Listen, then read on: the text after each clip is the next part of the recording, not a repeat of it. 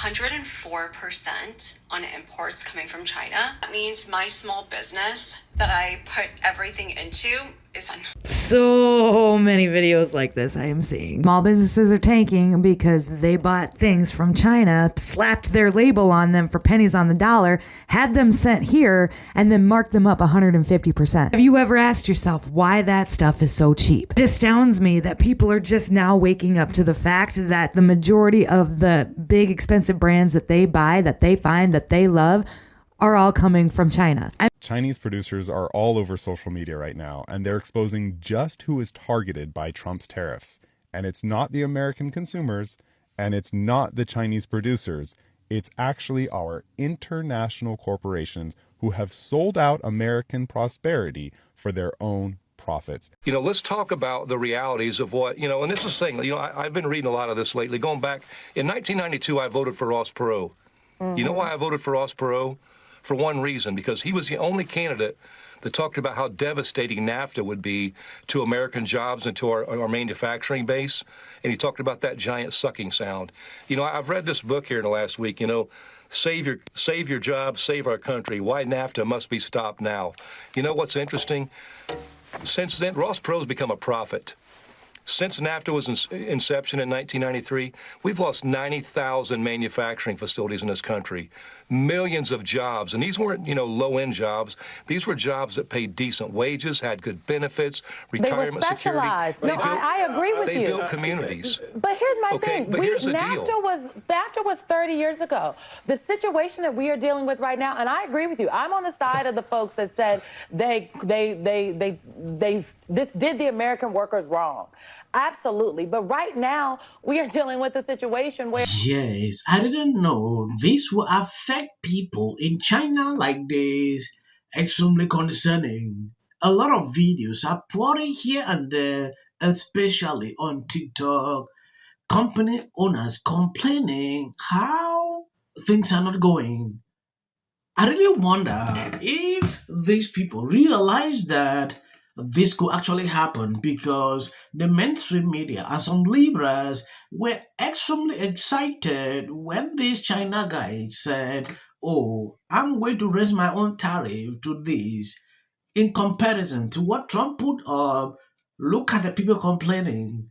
And this president in China was second to what Trump is saying because his citizens are not okay. Their markets were in high demand, but immediately Trump enforced this tariff. A lot is going wrong. It is important. I show you some videos. The first thing. And we support tariffs as a tool in the toolbox, not the end-all, be-all. We got to fix the broken trade system. But tariffs are a motivator to make these companies do the right thing. Out of time, but a very quick question. How concerned are you about what's happening to the U.S. dollar? We have seen the dollar at having its worst week in 3 years. There are concerns about a weakening dollar because of all this uncertainty. How concerned are you about that? I am not concerned about it. We are focused on our tariff policy. We are focused. We have so many countries coming in to negotiate with us. The president has given us the ability, let's go get these great deals done. And we're on it, and the president's on it, and we're really, really focused on delivering the best thing for the American people. That the United States will dip into a recession because of President Trump's tariffs? I think that right now we are at a decision-making point and very close to a recession. And I'm worried about something worse than a recession if this isn't handled well. A recession is 2 negative quarters of GDP, and whether it goes slightly there, we always have those things. We have something that's much more profound. We have a breaking down of the monetary order. We are going to change the monetary order because we cannot spend the amounts of money, so we have that problem. And when we talk about the dollar and we talk about tariffs, we have that. We are having profound changes in our domestic order, how ruling is existing, and we're having profound changes in the world order. Such times are very much like the 1930s. I've studied history, and this repeats over and over again. So if you take tariffs, if you take debt, if you take the rising power challenging the existing power, if you take those factors and look at the factors, those changes in the orders, the systems, are very, very disruptive. How that's handled could produce something that is much worse than a recession, or it could be handled well. What's very different here is normally when stocks go down as much as they have, there's a flight to quality, and quality becomes defined as U.S. Treasuries and the U.S. dollar.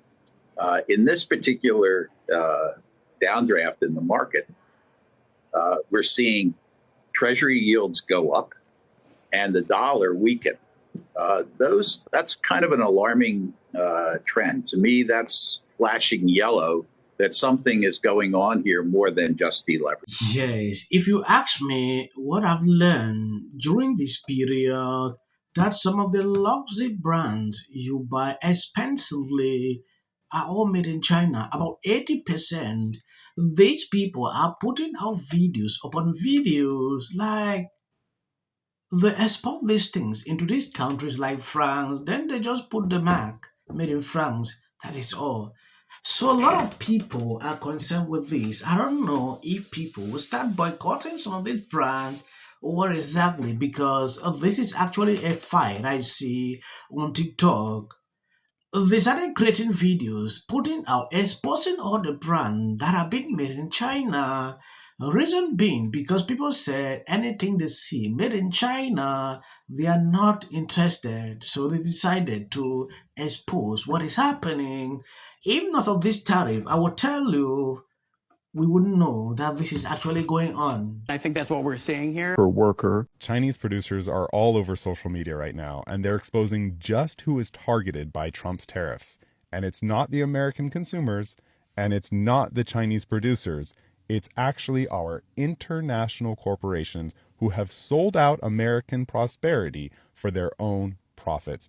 Let me illustrate. Let's use this example, Nike. Now, these are fictitious numbers just for example, but let's say that Nike buys shoes from this company that manufactures Nike shoes for $10 a Nike shoe, which isn't very far off. Nike turns around and sells that shoe at retail for $100. Here's the interesting part about tariffs. You're not paying tariffs on the retail price. This is not a tax in the classic sense. The way the economists who are bought and paid for are trying to conflate it as. It is a tax on the import. This means with a 25% tariff, Nike's going to have to pay $2.50 to the US government every time it imports a Nike shoe at $10. So this $2.50 gets remitted to the American government, to American citizens. Now Nike's cost $10 for the shoe, $2.50 for the import tax. This means they're netting $87 per shoe. Now that's net, not profit. There are going to be other costs that are going to have to come from that. But you can see that the increase in cost is $2.50. So let's say that Nike passes the entire cost onto the consumer, even a little more just because of the fear of tariffs. $103 a shoe now. That is the impact of a 25% tariff. So what the Chinese producers on TikTok are saying, instead of the American consumer buying it for $103, or let's just say that the company Nike eats all $2.50 of the tariff and still sells it for $100, you're way better off over here, paying directly to China, including the tariff, $12.50 a shoe plus shipping. So as you can see, the tariffs are not meant to hurt consumers. They're not meant to hurt China. They don't really affect China at all. They're meant to protect American industry. They're meant to protect Americans from their corporations who will sell them out for a profit. So yes, I think this is a very good explanation to what is going on. I want to see your opinion pertaining to this. Bimaha seems not to be happy with this issue of tariffs. I have seen him complaining every single day about it. Like, what is this? But I wonder if he even understands exactly what is actually even happening. Tariffs? Did I ever think I was going to be talking about tariffs every day? I really didn't. I did not see that coming up. And it's boring. I don't like tariffs. Look, I think I'm generally with the consensus, which is that this is some chaotic attempt to bring back an era in this country that has just gone with the wind, the manufacturing. But I don't know. I was shocked to see that the failing New York Times You're even sounding like him. Their headline a week ago was "Global Trade Robs U.S." Trump says, "Does he have a point?" Yeah. I mean, I think Trump has this amazing ability to correctly diagnose a problem and then to bungle the solution with a policy that's totally incoherent and incompetent. The meltdown on the establishment right and the Trump hating left over the volatility caused by Trump's change in tariffs is everywhere. Good luck tuning into a podcast, a television show, picking up a paper without being told how terrible these decisions are and how Trump doesn't know what he's doing. You actively have to work to find somebody like you who says, let me tell you another way of looking at this. Thank you guys who has been sharing out my videos. God bless you abundantly. If you see any clips after this, that is just for the YT algorithm. The only one it could be is Bernie Sanders. We are moving in the direction of oligarchy. Elon Musk tweeting this video ahead of the rally with clips of Sanders discussing threats of oligarchy more than 30 years ago. Well, Elon, you're damn right. That's what I've been talking about. As you know, 12 days ago, I just wanted to report. It would be hard to think of a more elegant way to... How much is enough money? Rating, and that would ordinarily... I know better than anybody. Forget about... Wish the common and a lot of people who didn't vote. And finally, new rule to those on the right. Isn't exactly getting Hoped against hope. Rod Schimmel. He says someone has to come up with a strategy. No, you get a certain amount of cult followers for in the downfall of the broken way. Jay With a capital B.